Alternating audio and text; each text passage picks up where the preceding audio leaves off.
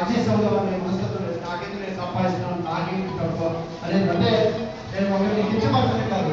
స్వాతంత్రం వచ్చింది, భావస్వేచ్ఛ వచ్చింది, బయటకు వెళ్తున్నాం, ప్రతి దాంట్లో పోటీతత్వం ఉంది, స్త్రీలు అన్నీ ఉన్నాయి. బట్ ఇది ఏమవుతుందంటే అడ్జస్ట్మెంట్స్ రాకుండా మన పాత రోజుల్లో మీరు తీసుకుంటే ప్రతి కుటుంబంలో గొడవలు అనేది సహజం. సహజం పొద్దున ఏదో అనుకుంటాం, మరి సాయంకాలం మామూలు.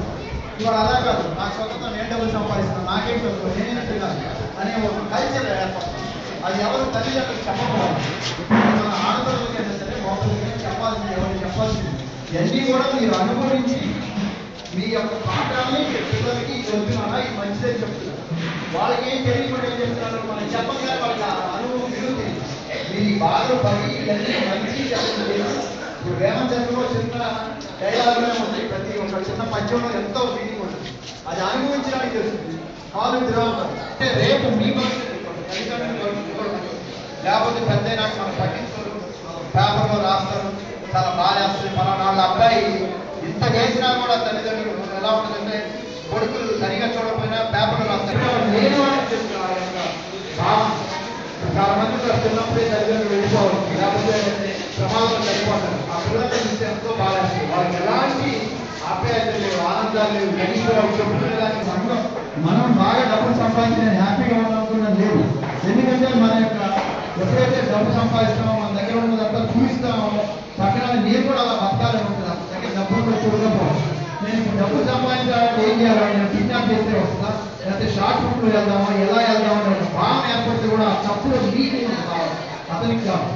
మన దగ్గర ఉన్న దీన్ని ప్రదర్శించడం వల్ల అవతల వ్యక్తిలో ఆ భావన ఏర్పడితే ఆ భావన కూడా మనమే కాదు, మనం చూపించుకుంటే ఆ భావన. అదే మనం ఇలా చేసామనుకో వాళ్ళలో ఇలా చేయాలా, మనం పక్కన ఇలా తోడుగా ఉండాలని ఒక భావన ఏర్పడితే సంఘం ప్రశాంతంగా. ఎప్పుడైతే సంఘం ప్రశాంతంగా ఉంటుందో మనమందరం సుఖంగా ఉంటాం. లేదంటే మనం ఎంత డబ్బులు సంపాదించినా ఏమి చేసినా ఇవాళ బయట వాళ్ళ స్నేహాల వల్ల కానీ మిగతా ఏర్పాటు వల్ల పిల్లలు చెడిపోతారు. మనం ఎంత కష్టపడి ఉపయోగం మన పడ్డ కష్టం మన పిల్లల పడకూడదు అనుకుంటాం. కానీ వాళ్ళు తిరిగే స్నేహితులు ఎవరితో తిరుగుతున్నారు, వాళ్ళు ఎవరితో మీట్ అవుతున్నారు, ఏంటి మన తల్లిదండ్రులు చూసుకోకపోతే మన పిల్లలు మనం చేస్తున్నాము. అది గుర్తుపెట్టుకోమని చెప్పి, ఎందుకంటే అది మనం చెప్పాలి. మనం చెప్పకపోతే వాళ్ళకి తెలియదు. పాత రోజులకి అన్నీ చెప్పేవాళ్ళు. నేను మా పిల్లలు చెప్పాను, ఇవాళ పొద్దున్నే వాడు అమెరికా నుంచి ఫోన్లో మాట్లాడుతున్నాను. మాట్లాడుతుంటే నేనేదో వాళ్ళ మదర్ అమెరికా వెళ్తాం అంటే నేను నాకు కాఫ్ వచ్చి నేను వేరే వస్తుంది చెప్తూ రమ్మంటే ఏమంటున్నాం కాబట్టి వాళ్ళు ఫోన్ అన్నారు, డాడీ మా అమ్మ చెప్తుంది వాళ్ళ మదర్స్ డే అని. సరే నీకు మీ అమ్మరా నాకు వైఫ్ రా అని నేను అన్నాను.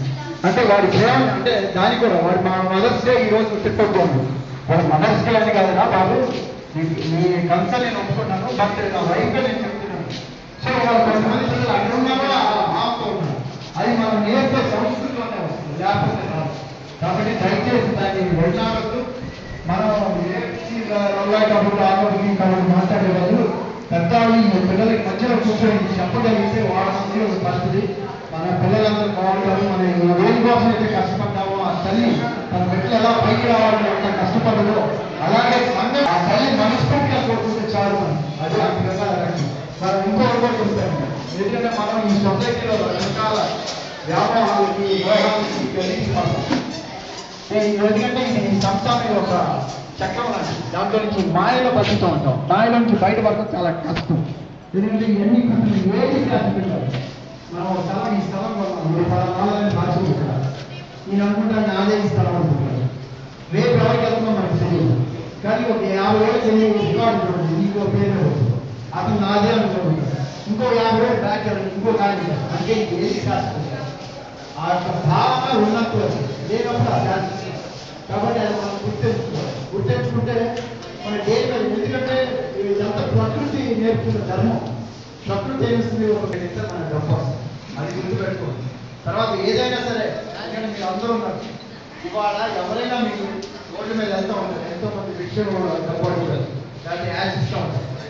అంటే అది ఇవ్వద్దు ఇవ్వమని అంట్లా. ఎందుకంటే చిన్నపిల్లలు అడిగితే ఇది ఒక అలవాటు చేసి చిన్నపిల్లల చేతులు ఎరగొట్టి అలా తీసుకెళ్ళి వాళ్ళ చేతులు యాచిస్తారు. అది చేయకూడదు. చిన్నపిల్లలు కాబట్టి బిస్కెట్లు నా కాళ్ళు ఎప్పుడు దుప్పట్లు చాక్లెట్ ఇవన్నీ ఉంటుంది.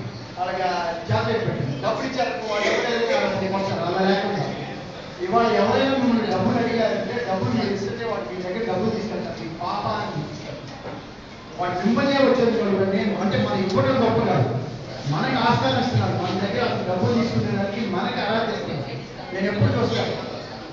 సిగ్నల్ దగ్గర వచ్చి అక్కడ ముందర అడుగుతాం నన్ను అడగదు. ఎందుకంటే వాడికి రుణం ఉంది ఎప్పుడు. అందుకని అక్కడ వాడు ఇవ్వటం నేను ఎప్పుడు తీసిద్దామని చూస్తాను నా దగ్గర. అది మనం ఇవ్వటం వల్ల మన పాపం అనిపిస్తుంది. ఎందుకంటే ప్రతిదీ కూడా మనం ఇవ్వటం వల్ల ప్రతిదీ మనకు వస్తుంది. మనం ఏం ఎక్స్పెక్ట్ చేయక్కర్లేదు. దేవుడు అది కాస్మిక్ రూల్. అది మన దగ్గర ఉన్న దానాన్ని మనం ఈ చేతితో ఇస్తే ఇంకో చేతితో వస్తాం. అది పెట్టుకోండి. ఎందుకంటే డబ్బు వచ్చిన వాళ్ళే మనకి ఎన్ని డబ్బులు వస్తాయి. డబ్బులు ఏమన్నప్పుడు చూడండి, మామూలు సామాన్యులు వెళ్తూ ఉంటారు. గబక్కని కింద పడితే గబక్కని ఎన్ని తోడుగా తీసుకెళ్తారు. అదే డబ్బున్నాడు వెళ్ళాలో లేదా కాంటికి వెళ్ళాలంటే ఏమో వస్తే ఏమి ఇవ్వాల్సి వస్తుందో అనే ఒక ఫీలింగ్. ఇప్పుడు స్నేహం ఒక ఇద్దరి మధ్య గొడవ జరుగుతుంది, గబక్కని వెళ్తారు. మామూలు వాళ్ళు డబ్బున్నాడు వెళ్ళారు. ఎందుకంటే ఎక్కడ వెళ్తే ఏమవుద్దు అని దూరం అయిపోతుంది. ఆ దూరం అవ్వదు. వాళ్ళ మనసులో లేదు. వాళ్ళు అందుకని కలిసిమెలిసి ఉంటారు. ఎందుకు సమానంగా ఉండదు. డబ్బు సంపాదించిన అతనే దూరం ఉంటాడు. మళ్ళీ నా దగ్గరికి వస్తే నా దగ్గర డబ్బులు అవుతాడు. అటువంటి భావన అది ఎక్కడి నుంచి వచ్చింది? మనలో మార్పేం లేదు. ఈ యొక్క ఆంతర్యాలు పెంచుతుంది. కాబట్టి మనం సొసైటీలో కాసేపు మాట్లాడుతున్నాం. బట్ వాళ్ళ తల్లిదండ్రులు వాళ్ళ సబ్జెక్ట్ వాళ్ళది కాబట్టి వాళ్ళని గౌరవించుకుందాం. అంటే వాళ్ళని గౌరవించుకోవడం అంటే మనం గౌరవించుకోవడం. పిల్లలకి చిన్న పిల్లలు చాలా మంది ఉన్నారు. విజయవర్మ పిల్లలు ఫస్ట్ టీవీలు అవి ఆపి బ్రహ్మాండంగా ఈ కథ నేర్పండి. వాళ్ళు మంచి భవిష్యత్తుగా ఉంటారు. వాళ్ళు బాగుంటే మీరు బాగుంటారు. మన ఓపిక ఉన్నదని మనం పని చేస్తాం. ఓపిక పోయినాక మనం పని చేసేవాళ్ళు మనం పలకరించేవాళ్ళు. నేను చాలా మంది చూస్తున్నాను. మా నాయనమ్మ చూశాను. మా నాయనమ్మ 87 ఏళ్ళు బతికింది. 87 ఏళ్ళు 80. మా నాన్న ఎప్పుడు వెళ్తా ఉన్నా కూడా పలకరిస్తాడని చూస్తాను. ఈయన ఏమ్మా బాగున్నావా అంటాడు, తిన్నావా అంటాడు. ఆ రెండు మాటలు. మా అమ్మ వెళ్ళిపోతుంది. అలా కూర్చుంటుంది. మా నాన్నతో పాటు తినాలంట. బయటికి వెళ్ళాలంటే ఏది మా అమ్మ అంటుంది, ఏమంటే మీకోసం చూస్తుంది నేను పలకరించాను కదా అంటాడు. మన పలకరించాలంటే వాళ్ళకి అప్పుడు దాకా అంటే నన్ను నెగ్లెక్ట్ చేశారు. నన్ను గుర్తుపెట్టుకోవట్లేదు. నేను నా కొడుకుని ఇంత కష్టపడి చేస్తే నాతో కనీసం ఒక 5 అంటే అందులో ఏదో ఉంది. ఆ ఇంట కూడా నాలో నేను చెప్పిన దాంట్లో ఒక్కరు మారినా కూడా నాకు పుణ్యం. వాడి మారితే నాకు అదృష్టంగా భావిస్తూ నాకు ఈ అవకాశం ఇచ్చినందుకు ధన్యవాదాలు చెప్తూ విజయవాడలో చాలా మంచి కార్యక్రమాలు చేస్తున్నాను. నన్ను ఇసుకిస్తూ ఉంటాను కానీ ఎక్కడెక్కడ చేస్తాను. బట్ అతను ఎలాంటి స్వార్థ పనులు చేస్తున్నాడు కాబట్టి ఆ భగవంతుడు ఆయుష్ ఆరోగ్యాలు ఇవ్వాలని ఈ అసోసియేషన్ సౌరా కార్పొరేట్ సర్వీస్ ఈ యొక్క కార్యక్రమంలో పాల్గొన్న ప్రతి ఒక్కరికి కూడా సుఖ సంతోషాలతో ఆనందంతో ప్రతి ఒక్కరూ ఆనందంగా ఉండాలని మంచి భావంతో సంఘం ఏడల పిల్లల ఏడల అన్ని ఏడల మనం ఎందుకంటే మనం ఉండే ప్రపంచం కలికాలం ధర్మం 3 పాదాలు లేవు. 4వ పాదం కూడా చిట్ట చివరిలో ఉంది. అది దృష్టిలో పెట్టుకొని